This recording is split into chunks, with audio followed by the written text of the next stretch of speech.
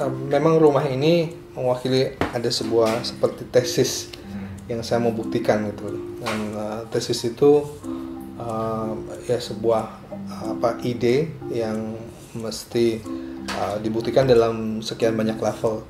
Dari level tentang detail bagaimana pertemuan bahan, bagaimana pengaturan ruang, sampai bagaimana bahkan tentang perkotaan, walaupun ini cuma di daerah perumahan pemukiman. Lingkungan ini mewakili kebanyakan perumahan di Jakarta dan juga mewakili juga kelas sosial tertentu. Awalnya begitu saya beli rumah ini, saya hubungin Pak Juhara untuk lihat pada saat saya beli untuk renovasi aja. Tapi setelah Pak Juhara dan istrinya melihat ke sini, dia suruh rubuhkan rumahnya. Konsepnya adalah menurut dia daripada renovasi lebih bagus dari awal, biayanya akan lebih terdeteksi timbang ke renovasi dan juga hasilnya memuaskan. Oh iya. Rumah ini sedikit lebih mewah karena lebarnya 9 meter. Tapi ini adalah satu-satunya yang 9 meter di deretan kafling-kafling ini. Di sebelah-sebelahnya rata-rata 6 meter lebarnya ya. Rumah ini didesain dengan juga modular. Jadi baja dan besi punya modulnya sendiri. Modul itu membawa logika tentang dimensi. Bagaimana kita bisa membagi dimensi yang standar itu terbagi habis. Itu ada kayak game aja, main puzzle aja. Oh ini segini sisanya berapa. Juga kalau diperhatikan di sini barang-barangnya barang bekas. Jadi keramik ini barang bekas. Tapi kalau diperhatikan mungkin semua garisnya ketemu. Jadi ini mungkin susah nggak terlalu diperhatikan ya. Tapi di rumah ini saya sangat dengan sangat teliti semuanya diatur seperti itu. Bahkan ketinggiannya floor to floornya yang 2,4 itu tadinya saya pikir itu yang terbaik ya. Tapi mungkin mestinya ini lebih tinggi 15 cm karena modul multiplex itu 2,4. Jadi kalau bisa nggak dipotong itu lebih baik. Ini masih dipotong 15 cm gitu. Jadi memang pada waktu itu saya pelajari banyak hal, saya mencoba membuktikan banyak hal walaupun banyak juga sebetulnya yang meleset gitu. Kalian mungkin nggak tahu aja. Tapi berdasarkan semua rumus-rumus itu saya mencoba membuktikan sesuatu. Rumah ini bukan memang kalau kita lihat prinsip-prinsip asta kosala kosali atau yang di Jawa banyak ya paham-paham itu mereka menggunakan ukuran sebetulnya dari badan manusia.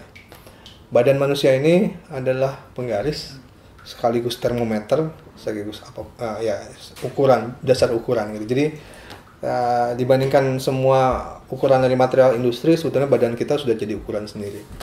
Kalau panas tanpa pembantu alat pendingin cukup buka jendela aja. Oh, buka jendela aja. Ini karena 3 sisi dibuka. Di selatan, timur ada pintu, sama utara ada jendela dan pintu. Sirkulasinya cukup. Tapi terang, apalagi kalau malam-malam mati lampu dari PLN gitu ya. Saya nggak pusing, nggak terlalu gelap karena kaca. Dari langit kan ada apa namanya? Ada sinar sedikit. Yang sederhana semua. Nggak ada yang beli di toko-toko. Ada juga sebuah eksperimen bagaimana caranya membuat ruang yang lega di area yang sempit. Jadi area terbatas itu bukan hambatan untuk membuat kita lega. Nah, dibandingkan kita menjajarnya ke samping, ruang-ruang di atas, misalnya kamar tidur anak dan kamar tidur utama, maka itu ditumpuk aja ke atas. Rumah ini, kalau dibandingkan dengan rumah-rumah sebelah, mungkin bisa dilihat, ditelaah bahwa space-nya lebih mewah.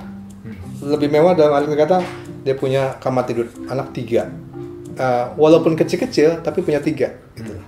Di tetangga-tetangga ini mungkin nggak punya gitu. Rumah mereka yang dulu kecil-kecil kamarnya.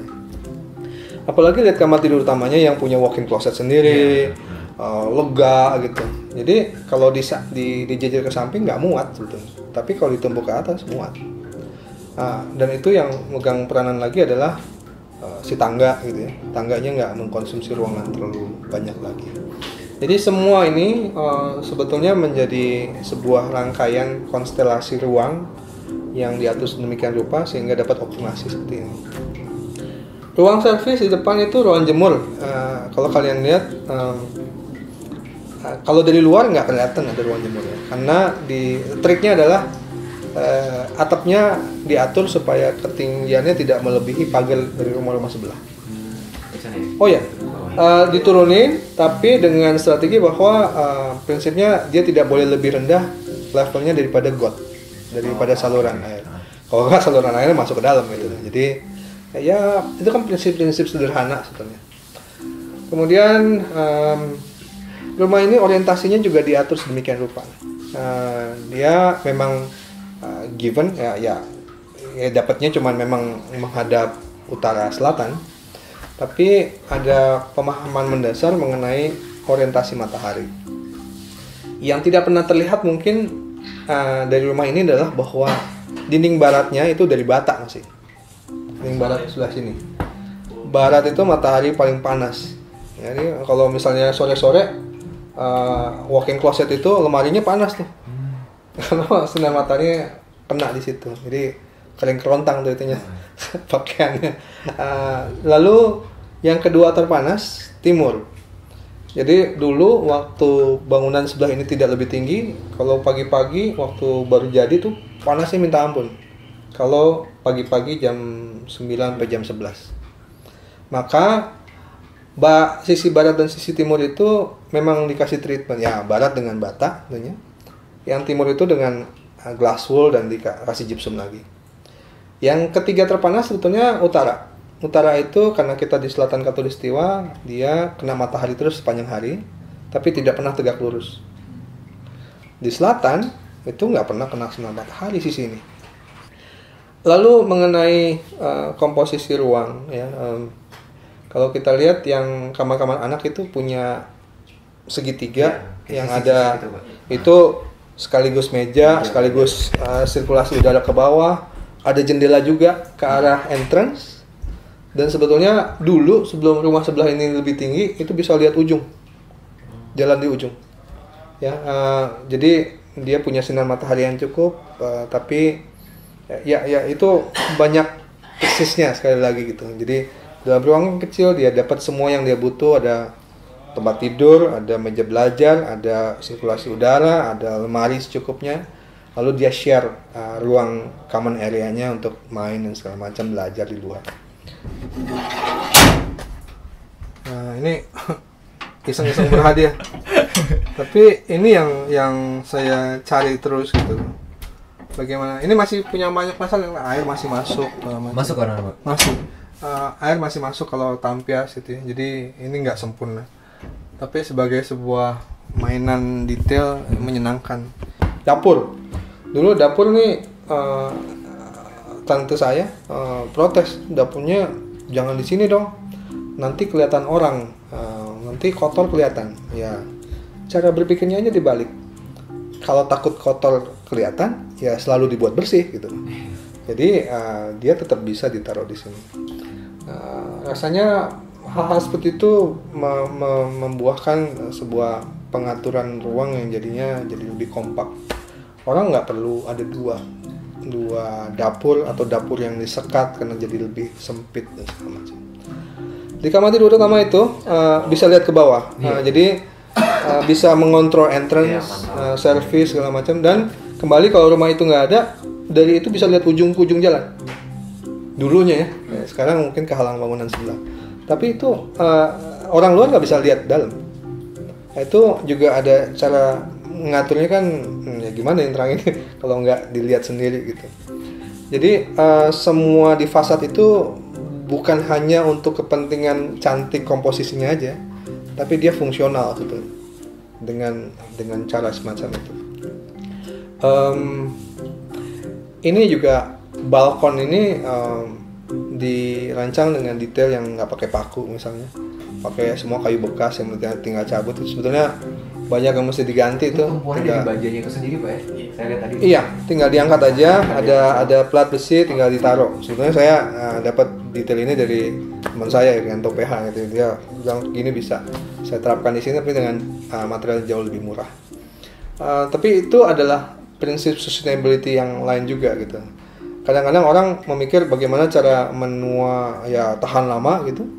Tapi ini kayunya kayu murah. Jadi kalau lapuk juga dia nggak barengan, kalau lapuknya baru lapuk sama-sama yuk enggak juga kan. Lapuk dikit satu-satu sehingga diganti satu-satu bisa dan nggak sakit hati karena murah.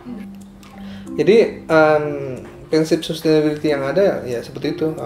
Kita paham mengenai apa yang dipakai, tahan berapa lama, gantinya gimana, susah apa enggak, mahal apa enggak. Jadi semua hal di rumah ini sebetulnya banyak rumus-rumus yang mau dibuktikan. Kalau diperhatikan ini mengenai ikatan angin. Ikatan angin ini cuma dua sisi, bahwa dia secara struktural dia menahan kekakuan di dua arah, X dan Y-nya kayak gitu. Rumah ini diatur dengan light construction, jadi seringan mungkin. Ya. Sebenarnya bajanya bisa aja lebih gede, tapi kalau lebih kecil dia dihitung lebih murah karena biaya kerjanya dihitung per kilogram. Kemudian kalau material yang paling mahal di rumah ini adalah kaca. Kaca itu dibedain ada karena dia memberikan efek ruang yang berbeda. Satu lagi yang paling mahal emang kamar mandi. Ada banyak ide, mimpi yang desain yang belum tercapai sebetulnya, yang didendamkan kepada proyek-proyek berikutnya. Kalau barang murah, skillnya baik dan rapi, itu kelihatan mewah. Beda barang mewah dikerjakannya sembrono gitu, jadinya murah. Juga bagaimana membuat detail bisa menua dengan baik. Ya kalau kita ke Jakarta Kota itu seneng banget lihatnya karena semua detailnya benar, ditahan terhadap zaman. Semakin tua semakin bagus. Jadi kita bisa lihat, ini punya karisma material itu gitu. Karena di detail dengan benar. Di sini saya belajar banyak sekali karena saya juga melakukan banyak kesalahan gitu. Nah, saya bilang sama Pak Juju, Pak Juara, kalau dibuat baru saya nggak punya uang. Saya hanya ada 30 juta.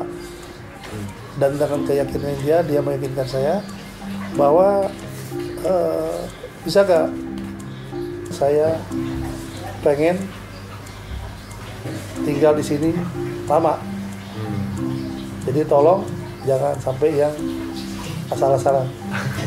Ini terus Pak Sugi itu seperti ditipu ya sama saya dulu. Nah, dulu dia bilang, ini saya punya uang 90 juta. Dia beli rumah ini, masih ada rumahnya itu 60 juta. Dia punya 30 juta sisanya, dia bilang, tolong renovasi rumahnya. Terus saya bilang, percaya sama saya nggak? Ya percayalah gitu. Berapa lama kenal saya? Kamu kan keponakan saya kan, saya kenal kamu sejak kamu lahir katanya. Jadi saya percaya sama kamu. Oke, percaya sama saya. Baru beli rumah seperti itu, tetangga sedang rubuhin. Bayangkan, baru beli rumah 60 juta, punya sisa 30 juta, disuruh rubuhin mau. Istrinya stres karena baru beli rumahnya udah rubuhin gitu. Lalu saya bilang, saya yakin dengan 30 juta bisa dibangun. Nyatanya dia ditipu, jadinya 75 juta. Ya, rumah ini perjuangannya banyak banget. Lalu tante saya itu justru stres lagi karena pas dibangun rumahnya tidak seperti rumah. Jadi ada tukang becak kesini bilang, wah ibu tinggalnya di sini, bukannya pabrik roti katanya.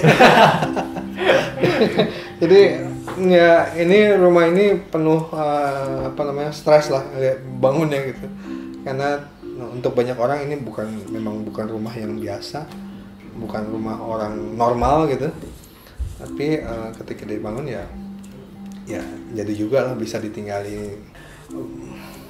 Buat saya ada beberapa teman yang bilang, ini rumahnya dipatenkan aja. Menurut saya enggak, justru kalau boleh lebih banyak orang yang meniru caranya, bikin sendiri, menemukan sebuah cara baru lagi, itu jauh lebih menarik.